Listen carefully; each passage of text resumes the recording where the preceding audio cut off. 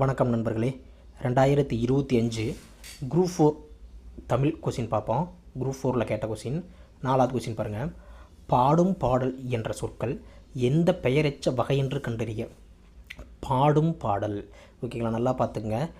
பாடிய அப்படின்னு சொல்லுங்கள். பாடிய, பாடுகின்ற, பாடிய பாடல்னா அது முடிஞ்சிருச்சு, இறந்த காலம். பாடுகின்ற பாடல்னா அது நிகழ்காலம்.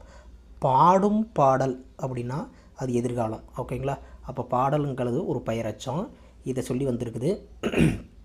அப்போது பாடும் பாடல் என்பது எதிர்கால பெயரச்சம் என்பதே சரியான விடை. பாடிய பாடல்னா இறந்த காலம், பாடுகின்ற பாடல்னா நிகழ்கால பெயரச்சம், பாடும் பாடல்னா எதிர்கால பெயரச்சம் என்பதே சரியான விடை. ஓகே, நெக்ஸ்ட் பாருங்கள். நட என்னும் வேர்ச்சொல்லின் வழி உயர்திணை வினையாளனையும் பெயர் கேட்டேன். உயர்திணை வினையாளனையும் பெயர். ஓகேங்களா, உயர்திணைங்க.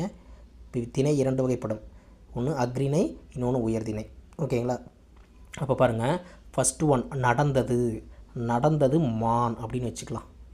ஓகேங்களா, நடப்பது மான், நடப்பவை மான். நல்லா புரியுங்களா. நடந்தது மான், நடப்பது மான், நடப்பவை மான், எல்லாமே பாருங்கள் அக்ரிணை. மான் விலங்கை குறித்தாவே அது அக்ரிணை.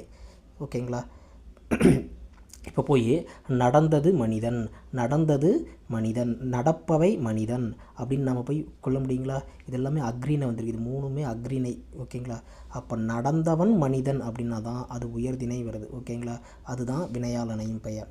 ஓகே, நன்றி. நெக்ஸ்ட் பாருங்கள். வை என்னும் வேர்ச்சொல்லின் ஏவல் வினைமுற்றை காண்க. வை என்னும் வேர்ச்சொல்லின் ஏவல் வினைமுற்று. ஏவல் வினைமுற்றுனா வைத்தால்.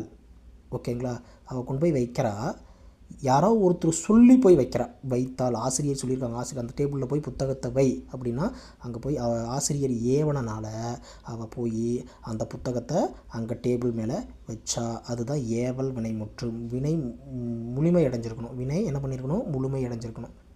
அதுதான் வினைமுற்று. வைத்த, வைத்தது அதெல்லாம் என்ன பண்ணுது, முழுமை அடையலை. அப்போது வைத்தால் அப்படின்னு முழுமை அடைஞ்சிருக்குது, அதுதான் ஏவல் வினைமுற்று. நன்றி ஃப்ரெண்ட்ஸ்.